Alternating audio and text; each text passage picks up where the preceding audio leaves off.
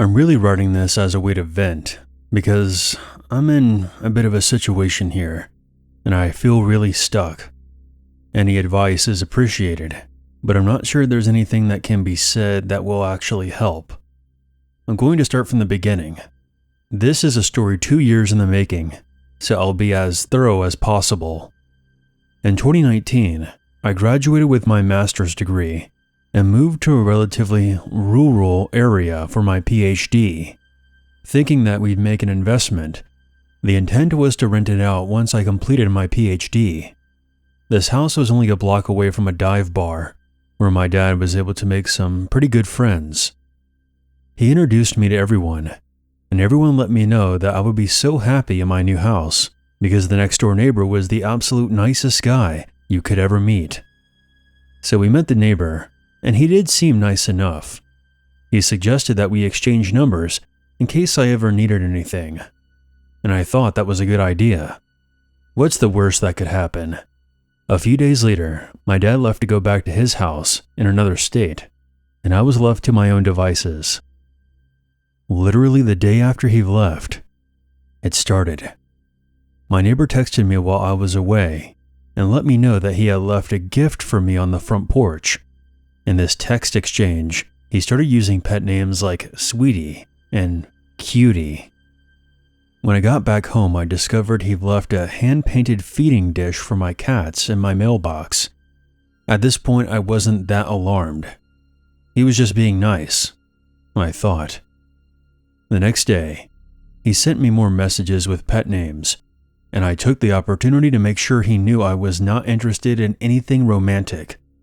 He replied back with a rambling message about how all a person ever needs is friends, and that he would like to be friends with me. After that, he would send me texts frequently. Everything from inviting me to go fishing to telling me that he left more gifts on my porch. I would often not reply, or would tell him that I was busy. I didn't want to be rude, but I also had no interest in any sort of relationship with him other than being neighborly. One night, I received a text from the manager of the bar down the street, letting me know that if my neighbor knocked on my door, I shouldn't answer. She then told me that my neighbor had walked down to the bar with a hatchet and told the bartender he was hearing voices that got louder as he approached the bar. He threatened to kill somebody with a hatchet if the voices didn't stop. They called the police, and the police confiscated the hatchet from him, but there were no arrests made. She told me that the police said my neighbor was on meth. After that night, I tried to keep my distance from him even more, but things only escalated from there. One day, I went out to my car to find a dead squirrel in my driveway. The squirrel had obviously been run over and was moved to be right next to my driver's side door. I just stepped over it, got in my car, and left. When I returned home that day, the carcass was gone. Shortly after, I got a text from my neighbor that said, "Someone put a dead squirrel in your driveway. Don't worry, I moved it for you." I felt like this was a weird way to word this, and I suspected that he was the one who had put it there. Not long after this, I walked out of my house to see that he had placed an unspent shotgun shell on the bricks of his front yard. He came out and told me that served as a warning for anyone walking between our houses. For the next couple of months, I did my best to avoid him. He would text me inviting me over, and I would always come up with some excuse or just ignore him completely. I wanted to remain cordial since he was my neighbor, but to be honest, this was getting very annoying, and I was uncomfortable. He would text me as soon as I got home, telling me that he was watching me come and go from my house. Around Halloween, he handcrafted a large casket and wrote, "Here lies the last son of a bitch who played mind games. November 2012. What the fuck? And during this time, he was still sending me texts. Eventually, I got fed up with his bullshit and stopped replying completely. Less than 2 weeks after I stopped responding, he threw a 50-pound flower pot at my front door. I called the police, who advised me to get a no-contact order. A few days later, while I was watching TV, a notification popped up that my neighbor was trying to cast a video to my screen. I declined it and filed another police report. During this time, I had begun the process of getting a no-contact order from my neighbor. I saw 3 different victim advocates who told me different things. I went for an out-of-town conference, and during that time, someone had attempted to break into my house. I had a security system, so while they didn't succeed, I was aware that somebody had tried. After the conference, I came home to the entire world shutting down because of the pandemic, and I would be trapped in my home with my stalker right next door. Fortunately, the court proceedings for my protection order weren't delayed. Right before court, he sent me a text telling me that he was sorry for what he had done, and that he could tell when he saw me outside that he had made me feel uncomfortable. He then went on to say that he could tell my hair has gotten longer, and I looked beautiful. None of this dissuaded my decision. I went to court and provided all the evidence I had, the timeline of the events, and laid out everything that had happened since I moved in. I told the judge that I suspected him of attempting to break into my house while I was out of town. The kicker was, he didn't deny any of it. He actually told the judge that he took full accountability for everything. He said that he was in recovery and was trying to turn over a new leaf. He didn't oppose the protection order at all. So in March of 2020, he actually received the no-contact order for stalking. Everything was pretty quiet for a while. I mean, he still did some weird shit, but that's because he was just a weird guy. It wasn't anything that made me fear for my safety. That is, until he got on drugs again. At this time, we found another unspent shotgun shell casing in my flower bed. It was consistent with the one he had previously used to send a warning. This occurred a couple of months after I started dating my boyfriend, and I suspected it was a warning to him. Because of this and for a variety of other reasons, my boyfriend moved in with me. The process was very quick, but everything turned out fine. We were still together and were as happy as we could be with our relationship. On New Year's Eve of 2021, I was awoken by yelling. I turned on my security cameras and got footage of my neighbor sticking his head out of his window and screaming obscenities at my bedroom for about 7 minutes. That doesn't seem like a very long time, but when your stalker is screaming threats and obscenities, 7 minutes is an eternity. He said, "Happy fucking New Year," and then shouted that he was going to blow up his house with his gas line. I called the police, who responded. They told me that since he never said my name, I can't prove it was a violation of the protection order. The officer said, and I quote, "There's nothing illegal about yelling in your own house." They left without even talking to him. All I could do at this point was do my best to avoid him. I parked on the street because my driveway is pretty close to his front porch. I got used to living with my curtains drawn. I always made sure my cameras were charged, all 5 of them. I spent over $1,000 on those cameras. Every inch of my yard was covered.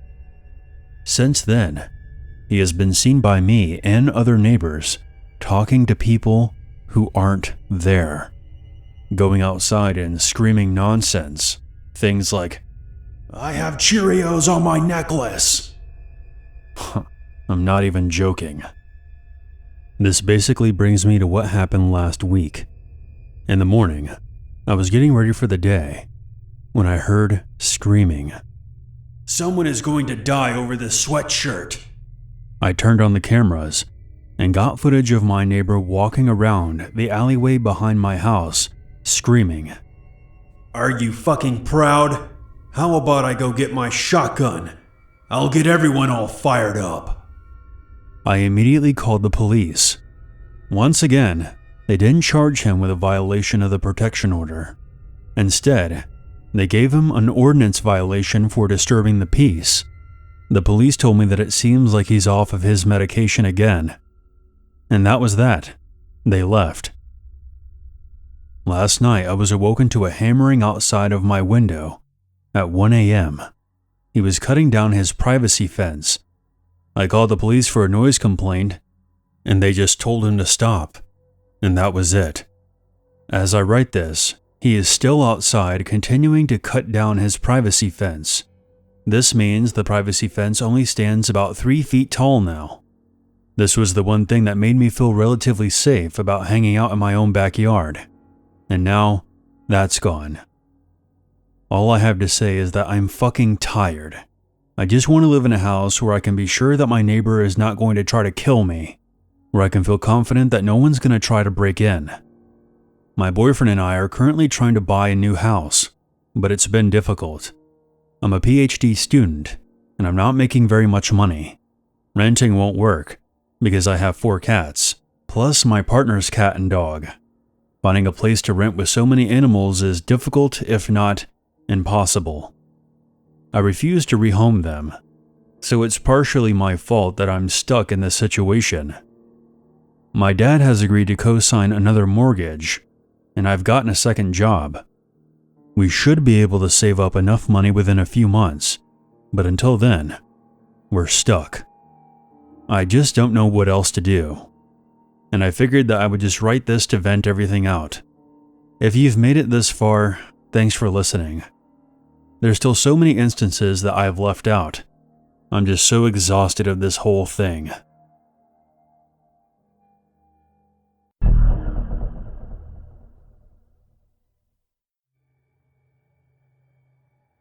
When I was 15, I lived in a very rural area, about 20 minutes outside of an actual town.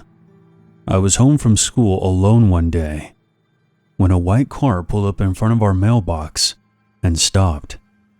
I was upstairs in my room, and I could see from my window, but I didn't know who was in the car. Whoever it was just sat there for several minutes, without getting out of the vehicle. It was long enough to creep me out. They then drove away. We weren't super close to our neighbors, but we weren't miles and miles apart either. I remembered that one of our neighbors a bit down the road was selling their house. I chalked it up to a potential buyer having the wrong address, or was simply checking out the neighborhood, and I thought nothing else of it. Fast forward about a week or so. It was a Friday night, and I had gone downtown to see the premiere of a movie with my boyfriend at the time.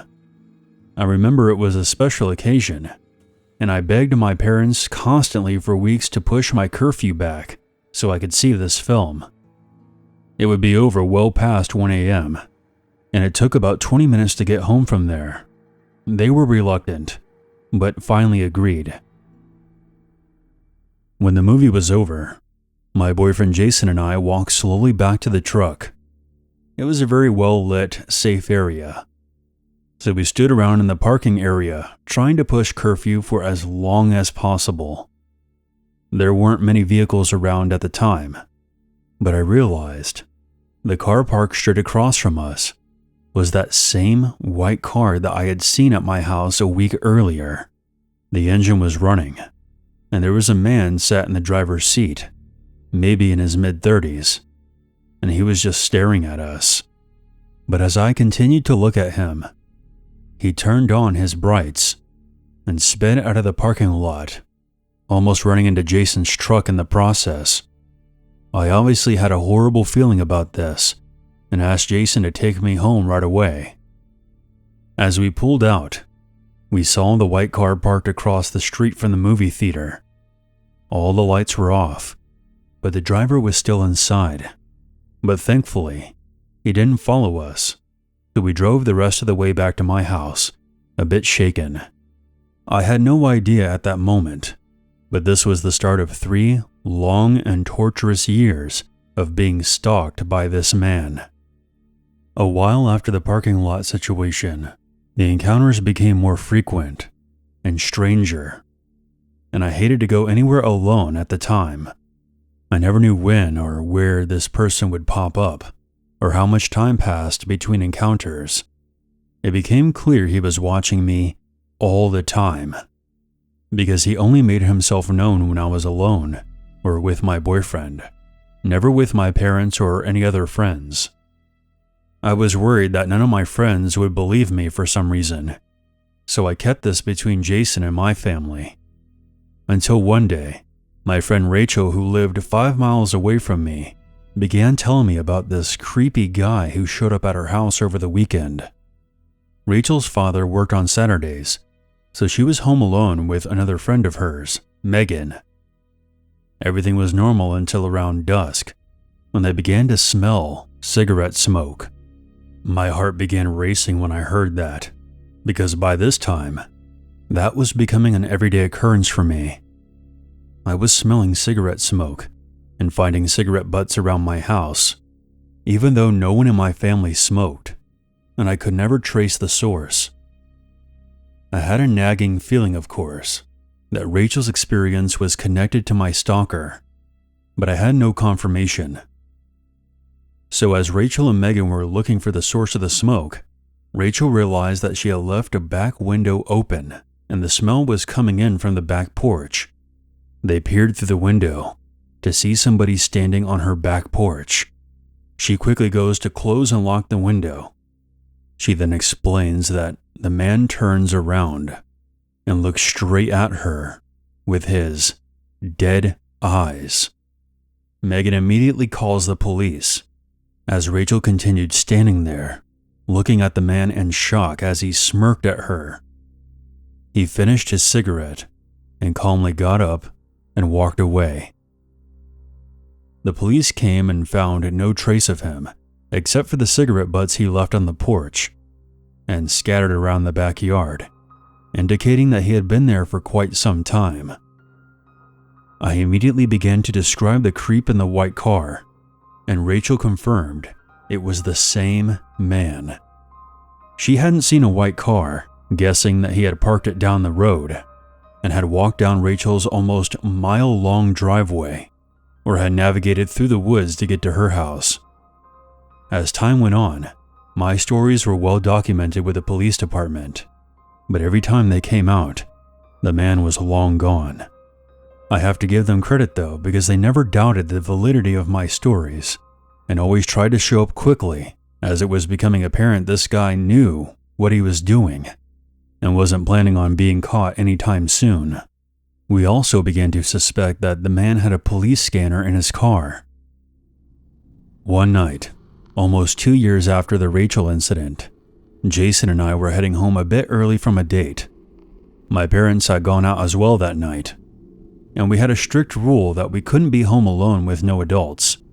So Jason and I began to talk in the driveway, since my dad had called and said that they were about 20 minutes out.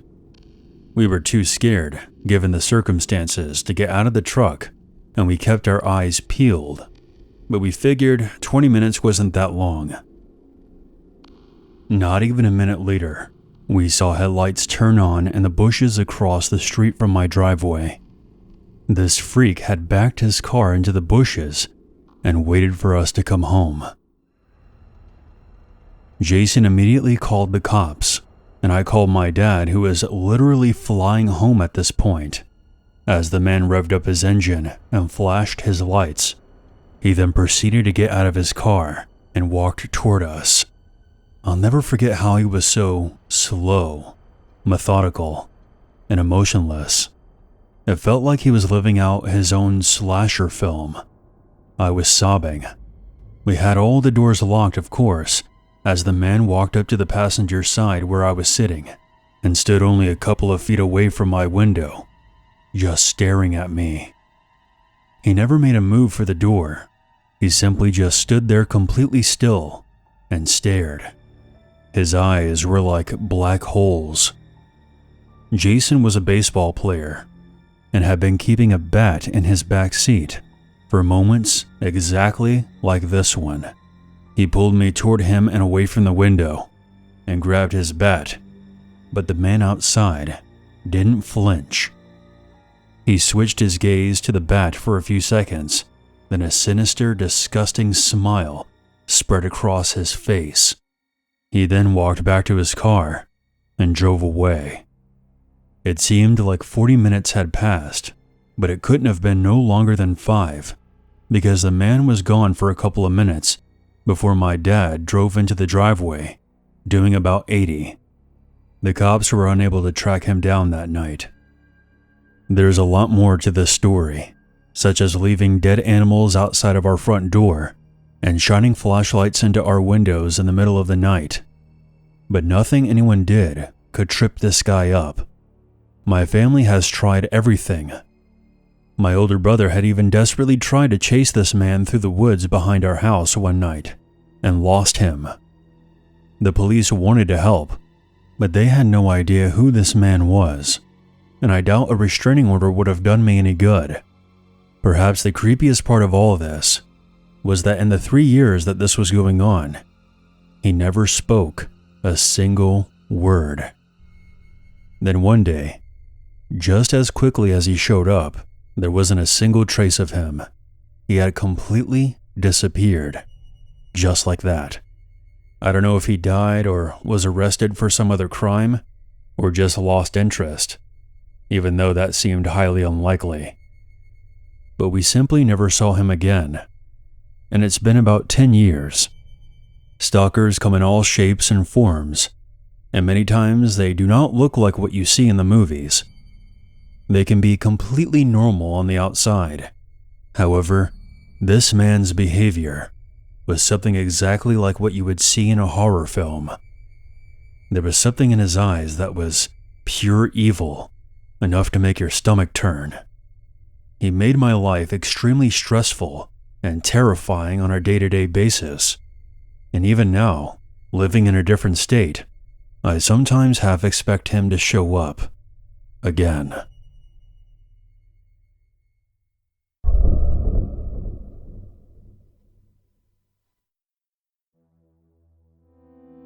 This was back around 2004, when online dating wasn't as prevalent as it is now.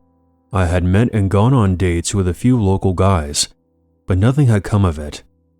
One evening when I was searching through profiles, I happened upon somebody who was my age and had almost identical tastes in music, hobbies, and interests as I did. I messaged him and we started to chat. He seemed interesting enough, so we agreed to meet up for coffee downtown. I didn't notice anything off-putting at first, as we ordered our coffee and hung out for a while. We talked about mundane things, and I found out he was a medical student at a local university. He seemed like a normal guy, until we finished our coffee, and he told me he wanted to go for a walk around the city. It was around this time that I noticed his demeanor began to change. He seemed to grow tense, and he got this look in his eye. He kept rubbing his hands over his thighs, as if to dry off sweaty palms. He became very quiet, and I started to get nervous. I noticed that when we were strolling, he was leading me further and further away from the populated downtown area. My attempts to continue the conversation were met with half responses and mumbles. His behavior was becoming increasingly alarming. I suggested that we needed to go back toward the downtown area, and I turned around and started to head back in the other direction, when he reached out and grabbed my arm. "No, wait, can we sit down for a second? There's something important I need to tell you." Alarm bells were going off in my head like crazy. I knew that I had to get away from this guy, but by this point, we were far enough away from the downtown crowd that there would be nobody to come to my immediate aid. I was in shock, and I numbly allowed him to guide us over to a bench and sit down. He still had a hold of my arm. He stared at me in a way that I can only describe as a predator eyeballing its prey. He then proudly disclosed to me that he had been watching me for a very, very long time. He began to rattle off all this information that he had been gathering about me. He knew which bars I went to, and the friends that I would hang out with, what I liked to talk and laugh about with others, and that he would just hang back in the crowd, watching me. He knew where I lived, and he knew where and when I would work. what school I attended, and what classes I had. He said that he had been following me for quite some time, and then he said he found me on that dating site and that he specifically tailored his profile to mirror mine so that he could finally get me. Still clutching my arm, he slid his hand over to squeeze my thigh. Now that I have you, I'm never going to let go. The whole time this guy was rambling, I was acting nonchalant and nodding like none of this was a big deal, while inside I was freaking out. I had discreetly pulled out my phone and was texting one of my guy friends that I was in danger and needed help fast. One of them responded that he was in that area, and he raced over to where I was. My heart was pounding as I saw my friend's truck coming down the street. I waited until he was close enough, and I ripped myself away from the grip of the creepy stalker and began to run. The guy began chasing after me, screaming obscenities. I could feel that he was gaining on me, and I threw myself into the bed of my friend's truck, and he immediately sped away. The creepy guy was still on the sidewalk, shouting and swearing. This was the last time I fooled around with online dating. I have no idea what this creepy guy was intending to do, but I've never been more terrified in my life.